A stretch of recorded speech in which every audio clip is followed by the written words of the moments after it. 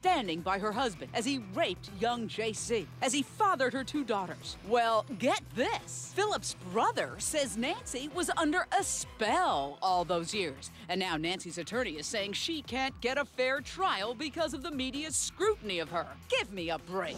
Steve Kardian, he has a printing business. Did they ever ask him, who's your designer?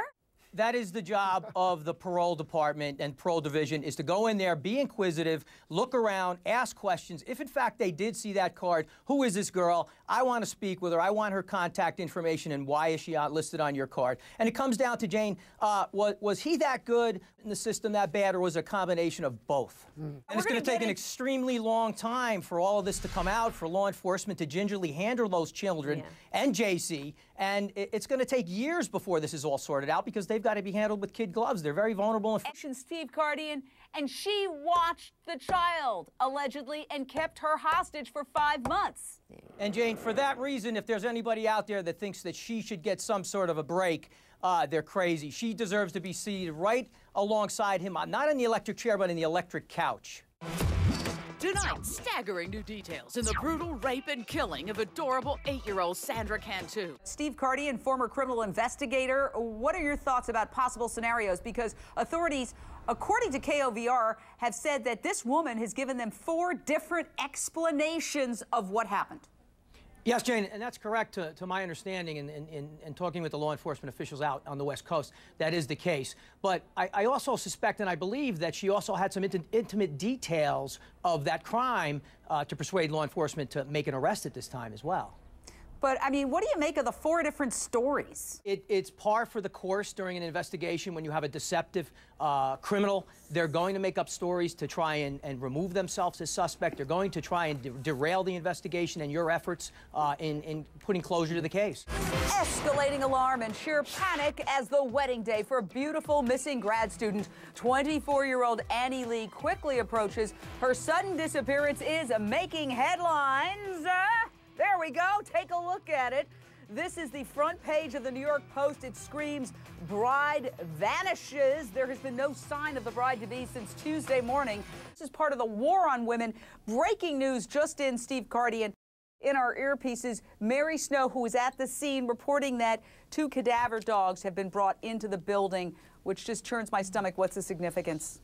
Jane, it's par for the course, and it's something that they do. God forbid if there was something, or if there is a body, now would be the time that they would hit up on it. Let's bring in Steve Kardian. Steve, as an investigator, you're searching her apartment. What are you looking for? What clues do you need there? Well, Mike, first thing, they're going to try and rule out anything of the criminal nature, and they haven't as of yet. So they're going to look at her computer, they're going to look at her phone records, they're going to look at anything in terms of her recent contact or prior contact with anyone. If this were some sort of a cold feet, runaway bride situation, she couldn't have pulled this off without assistance. And they're going to be looking for that. They're going to be looking for a direction to go in, and they're going to look for any criminality, anybody that may have been stalking her, anybody that she may have had a problem with in the past, including her coworkers and fellow students. Hey, there you go, Steve, as our investigator. Fiance cooperating. How much do you dig in on him? How much do you need to question him?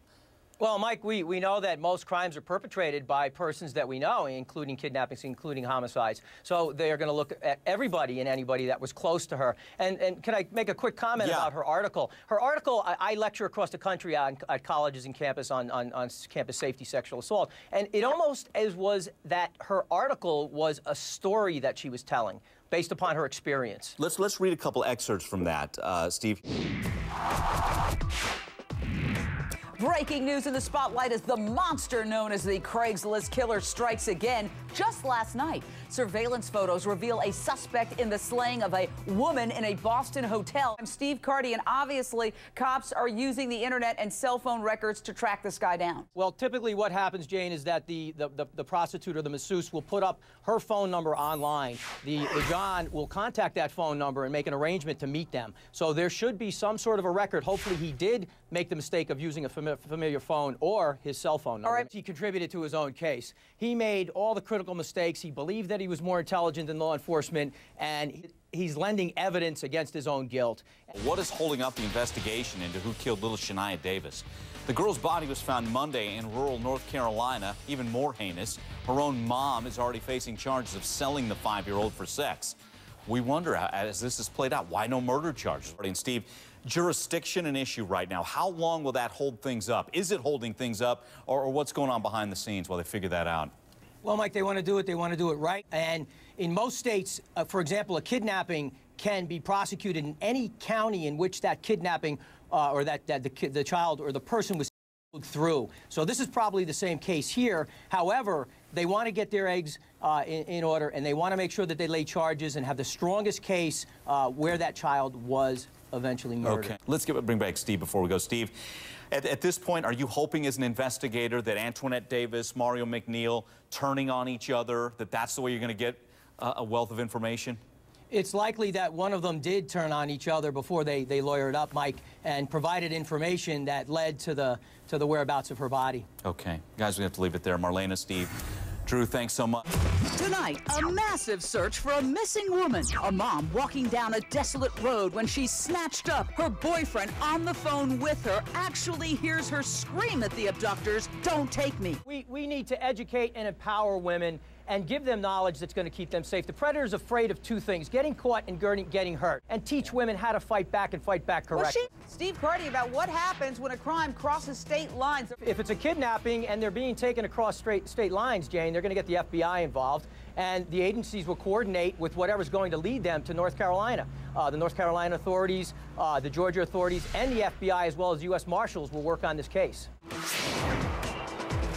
Tonight, horrifying new details about a serial killing spree in Cleveland as the first of at least 11 victims is identified. Police say convicted sex offender Anthony Sowell has been living with rotting corpses of at least 11 women. 37 days passed before police went to his home to arrest Sowell, and that's when they found the rotting corpses inside. You're representing the cops, and I'm a big believer in cops, but Steve Kardian, why did it take 37 days to check out this rape claim? Well, Jane, let's take a look at the fact in just about every state that I'm aware of that rape is not a mandatory reported crime. So if you get a victim that's hesitant, that is reliant to come forward, that is reliant to cooperate with investigators, and you have a district attorney's office that says, well, she's not cooperative, she's being unreliable right now, it very well could take that long. New revelations on a bizarre death on board a cruise ship. Married couple from Southern California, both celebrating their 55th birthday on a luxurious trip to Mexico. But police say Shirley McGill ended up murdered, her body discovered in their cabin, and now her husband, Robert, charged with the murder. He's facing a judge in San Diego. Steve, how difficult is it to investigate something like this on a cruise line? I mean, you're hoping that some passengers saw or heard something, right? Yeah, Mike, hopefully they had some solid witnesses. I know the FBI interviewed at least 50 people. The good thing for the FBI in that investigation is the crime scene was contained to the cabin, from what I'm being told. And, you know, if it was secured properly by the onboard staff, then it should be a pretty well investigated crime. Okay. Steve, real quick, I mean, with that said, you're seeing crime of passion here. What are your thoughts? Well, Mike, we know that about 1/3 of all women killed in the United States are killed by their husbands or boyfriends, and that 2/3 of the time alcohol is involved. Tonight, jaw-dropping news as Drew Peterson, whose fourth wife Stacy has been missing since 2007, was arrested and charged with the murder of his third wife, Kathleen Savio. Savio mysteriously died in a bathtub in 2004. The case was reopened as a homicide after Stacy's disappearance. Steve Kardian, as a criminal investigator, what do you make of the fact that some believe Drew acted suspiciously on that very day? He was way too careful, Jane. It certainly is suspect that he notified someone.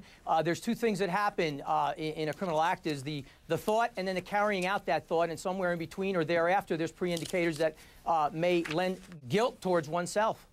Yeah, absolutely. J.D. Weintraub, how do you defend that? Police say was brutally gang raped in Phoenix by 4 boys, their ages 9 to 14. They're accused of luring her into a storage shed with bubble gum. She's 8. The family and the suspects, all from Liberia. It's going to be very difficult, I think, for her to return to that environment right now, Mike. And the safety and well-being of that child is a primary consideration. I lecture across the country on sexual assault and sexual assault prevention, and I create instructors. And I have instructors in Africa. And it's a very, very horrific and difficult process that they're going through right now with sexual assault. I mean, it's only been a crime since the year 2006, I believe. Yeah, exactly. Okay.